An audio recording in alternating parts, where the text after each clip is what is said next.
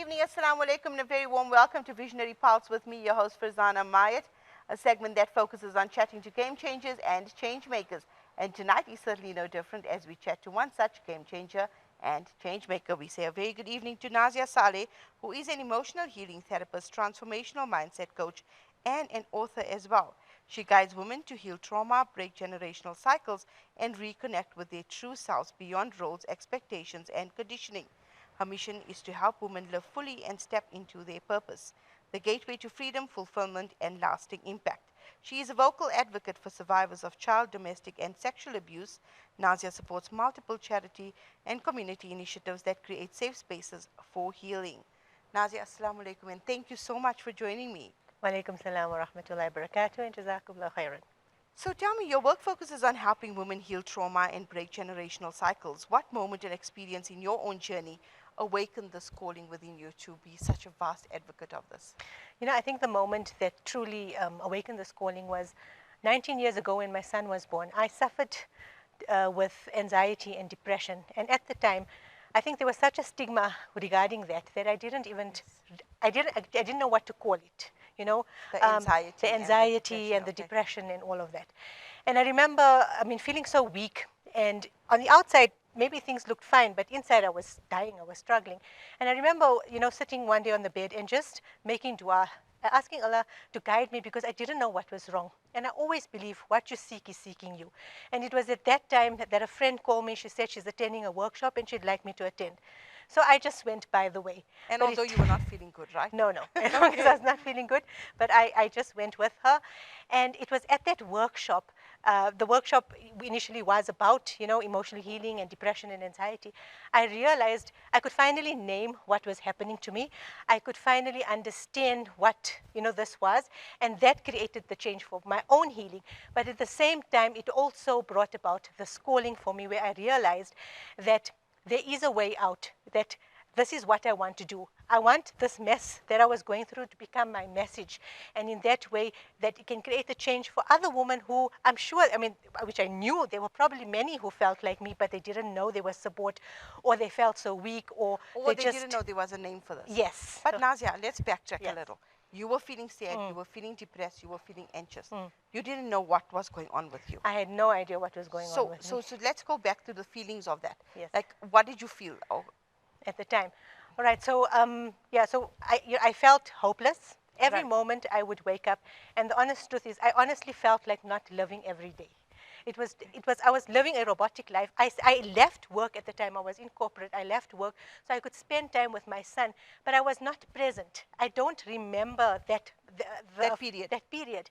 There was a point I remember sitting in front of the car seat and, trying to lock the thing, and I don't know, I just couldn't, and I burst out crying. I think I cried for about half an hour. And the son, the child, he's just looking at me. He's wondering what's going on with mommy. Yeah, what's going on? And so I really didn't know what was going on. And obviously, the society we are, it's like, no, you just have to be strong, and I remember hearing things like that, and hearing things like, now you other people also went through this, just. But why, Nazia? Why? Let's stop right there. Why is it that in society, with our communities, and I'm going to say within our community, why is it such a stigma that, okay, you're going through this, dust it off, it's nothing, everybody goes through it. People got it much more harder than you. Yes. Some of the ladies have come to me with that, we've been told, people got it much harder than you, dust yourself off, it's nothing, the way you invalidate someone's feelings. Why is it? Please tell me from your perspective with the background that you have, why is it that our community, our society looks down on this? Why? I think it's a cultural thing and it's a generational thing, definitely. And I think people are so ashamed, where I think it comes from is the fact that maybe for example, my parents saw their parents working all the time, continuously, yes, and not complaining. And yes, and they also took on that. So for them, those were the beliefs that they were brought up with. That you just you just have to carry on. You just have to get up.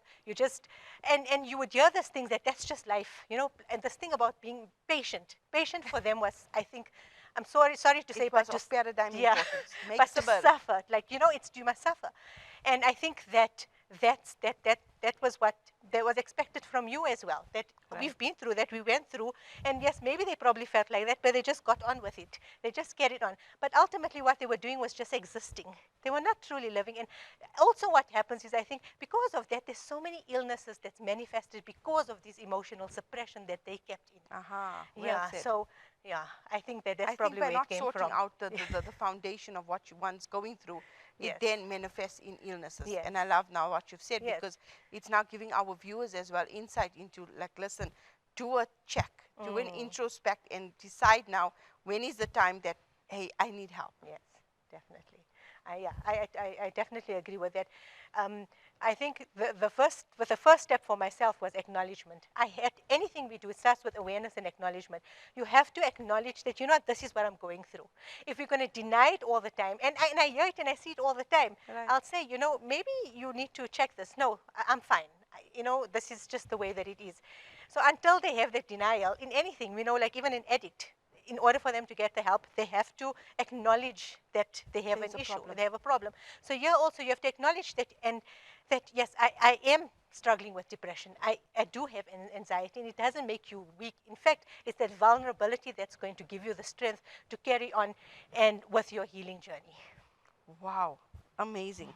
So when guiding women to reconnect with their true selves, what is the most common barrier you see, and how do you help them move beyond it and overcome it?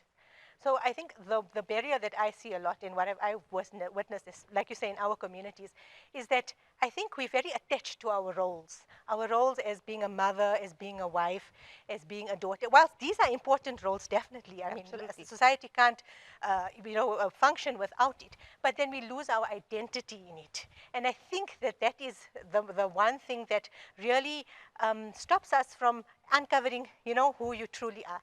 And also, another thing is that, because, like I mentioned, we in the survival mode where we're constantly busy, we're constantly doing, we don't have time to uncover who we truly are, because we're so busy doing and keeping ourselves running, checking on others and just going robotic. We've actually become human doings instead of human beings. And so the way that, in order for them to, uncover their true self, I feel, is that to support them is to allow them to slow down. So as women, you need to slow down, and in that way, you're going to reconnect with yourself. If you're going to, and women struggle with it. I was just going to ask, please give us the winning formula of how to slow down. Yeah. So, I mean, I see this, and, sometimes it's like amazing. Like, women truly struggle with slowing down. And ultimately, it's a simple thing, but truly just being present. The one thing that I always tell clients, and this is the most important thing when we always start off with present moment awareness and mindfulness, because that's the way to firstly get to know who you are and see what is happening inside your body so that you can heal. So it's to just be present, like, yeah, right here, I'm with you, Farzana, but I can't be anywhere else. I can't be on the road worrying about traffic. So wherever you are, just be. And it takes a lot of work to get to that point. I think it took me years, and still sometimes we struggle because we're so wired that way. But I must admit, I'm one of those that I'm not saying I'm struggling. I'm the definition of it, because I can't be present. I'm here, but I'm thinking of a million other things that I've got to see to. Yes. How do we switch off? How do we be present? Just off the cuff, Nazia. right. I think for the benefit of our viewers and mostly myself. Okay. So there's a little exercise that we actually do. So right now at this moment, I just want you to bring your awareness to where we are right now. Right. So where we are right now, we're at this place. So also right now at this moment, what can you hear? So I can hear there's silence. Maybe you can hear my voice. And what can you feel? So what are you sitting on? So feel that. What can you smell? So right now at this moment, I'm just here. I'm talking to you and you are talking to me. Nothing else matters. It's just this moment. And just breathe in and breathe out. Wow, I can't tell you the calmness that brought me. Yes. I must be honest. Yeah. So it's a simple exercise. As I say, for me, healing is simple. But it's not a quick fix, it's simple. But it's in, sometimes we think we're going through all of this, that our issues are so complex that the answers must be also complex. But actually, healing is simple. It's not a quick fix, but it's simple and it is possible. And it's in the small things. So it's basically 4 or 5 easy steps. Be Yes. present in the moment. Yeah. Make yourself very aware of where you are, right? Be aware of your surroundings, number 2. Breathe in and out. Yes. Smell where you are. And obviously, feel where you are, feel where you're sitting, where you Yeah. are at the moment. Yes. So it's those simple changes that make a difference. It's the small, simple Wow. changes that How truly make a amazing. difference. Yes. And that's what that was what my calling, to say that it's simple, that you But can we do think this. it's so difficult. Yes. We make things complex. Yeah. Okay, so you speak about, identity beyond roles, expectations, and conditioning. How can a woman begin to uncover who she is beneath all of that? Yes.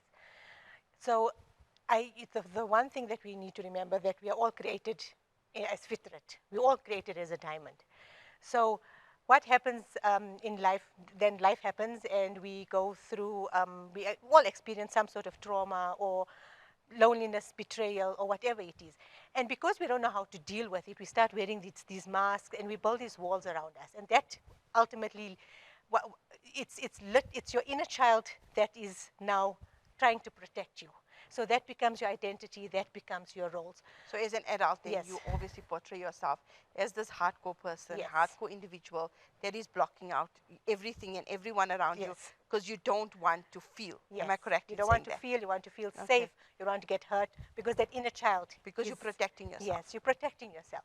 So ultimately, what we need to do is to get to the point where you become friends with your inner child, where you say, okay, you are now safe now, and I'm healing so that you no longer need to feel this pain. You know you're going to be protected. I will protect you. I will love you.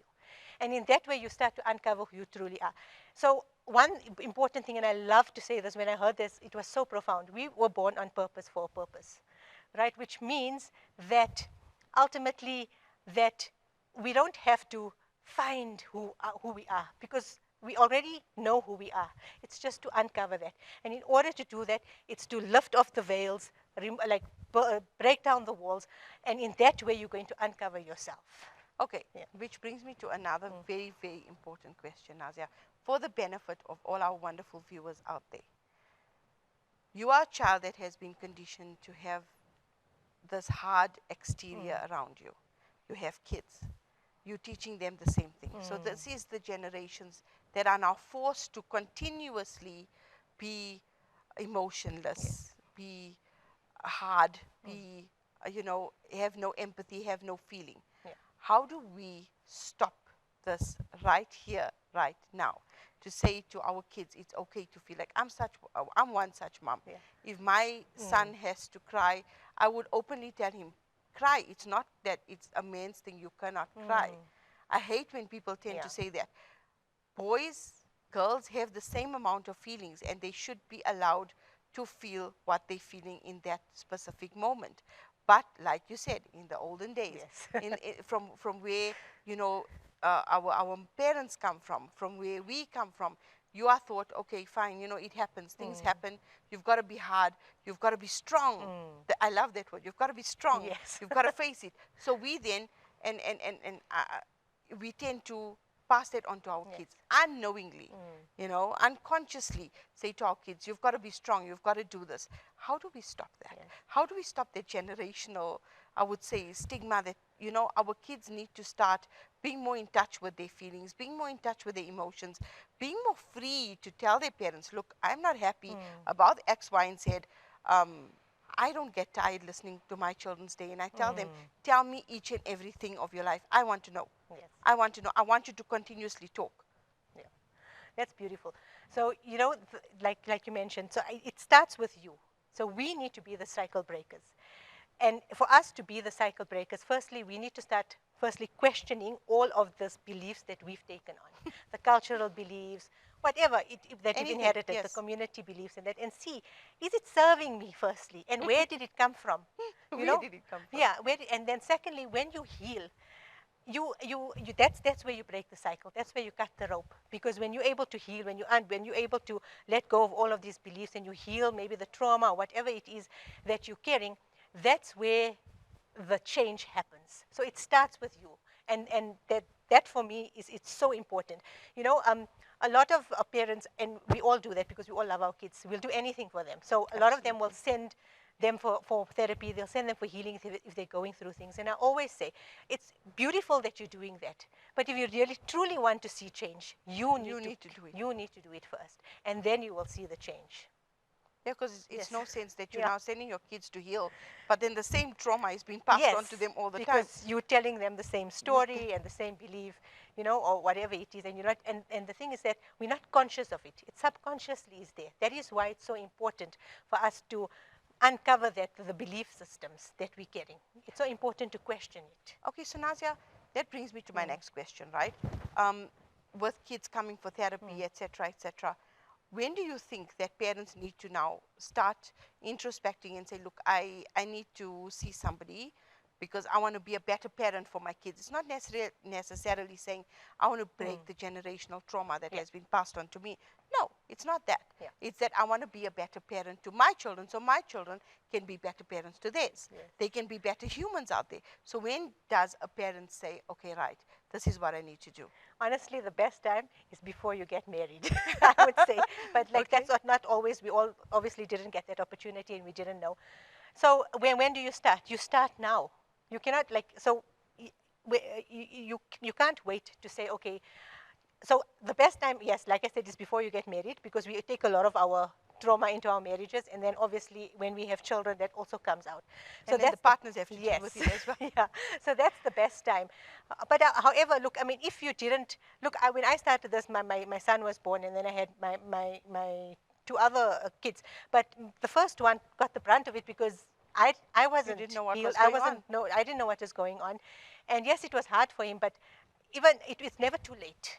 It's never too late. Even if your children are adults, it's never ever too late. Yes, obviously the best time would have been 10 years ago, but it's never too late. The best now, time is the now. second best time is now. Yes. Okay, so you know, we are to almost GBV with you know, domestic violence and child awareness, and there's such a loud noise being made about it, and I love that. Yes. You know, I love that our country is becoming more vocal about creating change, bringing about change, creating that awareness that this is something that is very prevalent. This is something that needs attention. So as an advocate for survivors of child, domestic, and sexual abuse, what changes do you believe society most urgently needs to make to support survivors? Yeah. So I think for me, the most urgent change that we need to make right now is we need to bring to light the systems that protect perpetrators. And I feel that yes, perpetrators need to be held accountable. Absolutely. But the issue is that the systems around them, they are protecting the perpetrators, and that is where survivors, I find, and with my experience, where survivors hit brick walls all the time.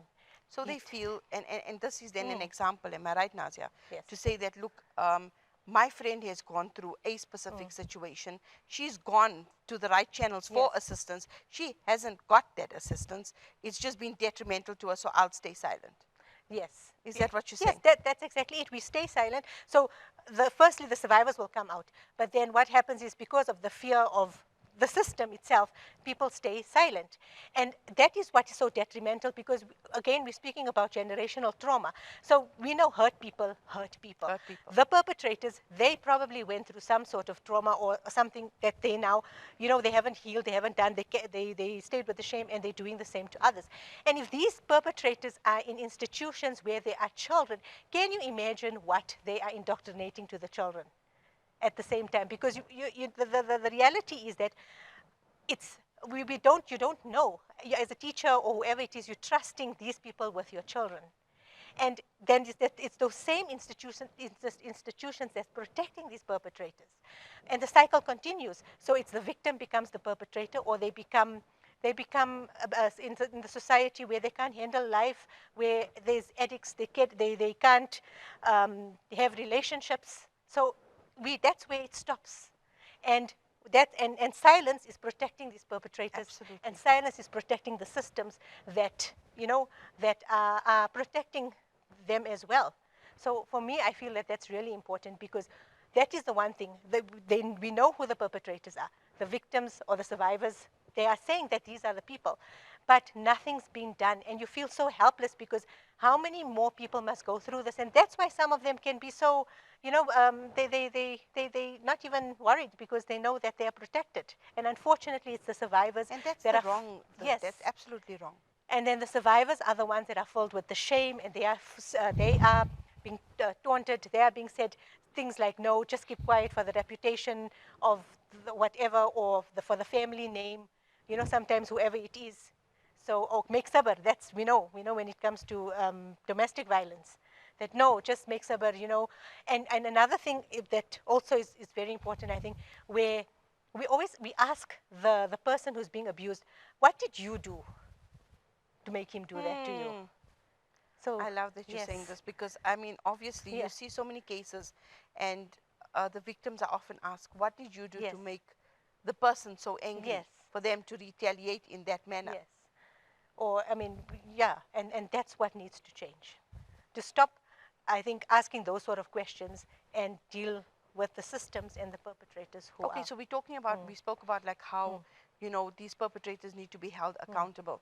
But what message, with your background, Nazia, for people, especially with, the 16 days of activism and such a vast awareness being created around, bringing about change, and this being called a national disaster, because it is, Yes. it really is a problem. What would you say to victims out there that are maybe watching right now and want to seek out assistance but are too scared, or, like you said, the stigma again? I don't want to be stigmatized. Yes. What would you say to victims like that? Okay. So what I would like to say, firstly, we need to remember when you this is the way that the perpetrators still keep a hold on you. They still have power over you when you are silent and when you don't speak up. Absolutely. Yes. And yes, so when you speak up, you're taking back that power, right? And with it, yes, so understandable. Not everybody, maybe it could be years that pass, so they're not going to go lay charges or go that route. But when you're doing that, and when you decide, okay, I'm now going to heal and I'm going to speak about it, and you no longer need to carry that, because the shame is not yours. You should not be It's not carrying you, that shame. exactly. The shame it should be the perpetrators. Why do you need to carry that shame? It's because they've made you feel that way. They've wronged you. Yes, they've wronged you. And so yes, for anybody that's going through this, that's what I want to say to them, that you don't hold on to the shame. Yes, it was never your fault. It's not It was yours. never ever your fault, whatever it is. And please seek out support, seek out healing, because again, you don't realize that when you even keeping this, and it gets passed down. I mean, I'm sure you don't want all of the shame and the guilt to be passed down, to your daughters or whoever it is. So it starts with us. And that's something I always tend to say, Nazia, and I think you will agree with me, that our kids are seeing how we tolerate and accept Yes. certain behaviors. And if they seeing, their mom accepting certain behaviors and tolerating certain behaviors, they're going to grow up feeling that it's okay to be treated like that. Yes, For definitely. example, your son would then grow up feeling that it's okay to abuse women because why my mother kept silent. Yes. Your daughter would then grow up thinking that it's okay to get abused because why my mother tolerated it. And that should be the biggest reason, I would say, to please speak up. Definitely. Don't wait, yeah. because those little children that depend on you for everything, you are helping to shape how Yes. they're going to be turning up as adults. Yes. Yeah, I 100% agree with that. It's for that reason that we need to speak up and go for the help and go for the healing. And whilst, yes, that is in aspect of like maybe, domestic violence, but that's why we need to speak up against the systems as well, so that it doesn't carry on to all of these people as well. And I think that's that's most of paradigm importance, Nazia, to bring these organizations accountable Yes. for not assisting Yes. as much as they should. Yeah, definitely. Not keeping quiet and say, okay, I went here, I did seek help, I Yeah. did my bit, so I'm going to continue to tolerate what's been happening to Yeah. me. No, speak up and speak out against these Yes, organizations, definitely. to say that, look, you need to help me, you need to do what you've been assigned to do. No, yeah, definitely we need to do that. Okay, so Nazia, bring us to your books, your causes, podcasts, reach women globally. So what core message do you aim to communicate across through all your platforms? Because it's so amazing, and author of books and things like that. What message, one staunch message, do you wish to get across? So when I started doing this work, the one message that I wanted to bring forth in everything that I do is to let people know firstly, we live and I think in an era where we're looking for quick fixes. So Yeah. to remind them that healing is not a quick fix, but healing is simple and it is possible. That was the ultimate message. And with that, also to remember, like I mentioned before, we are born, or all of us are born on purpose for a purpose. Allah does not make mistake. So the fact that you are here means you are already worthy. So you don't have to seek for your self of worth For validation. or validation Yes. by anyone. You are already worthy. And when you start uncovering all of the trauma and all of the masks in the walls, then you're going to uncover that worth. You're not going to need to look for worth anymore because you know that already you are born on purpose for a purpose. So that was the core messages that I wanted to bring about in the work that I do. Absolutely amazing. I wish you nothing but great success in all your endeavors, Nazia. Before you leave us, please tell me, such an inspirational woman, what is one motivational quote that you ascribe to? Yes. So the motivational quote that has played a great impact in the work that I do is by Rumi, which is, yesterday I was clever, I wanted to change the world. Today I'm wise, so I'm changing myself. Very well said, Nazia. Jazakallah so much for joining me on Visionary Paths. It has been an honor and a privilege having you. Jazakallah for having me here. So that brings us to the end of another wonderful episode of Visionary Pulse with me, Farzana Mayet. Join me next week as I chat to another visionary game changer and change maker. Good evening. Assalamu alaikum wa rahmatullahi wa barakatuh.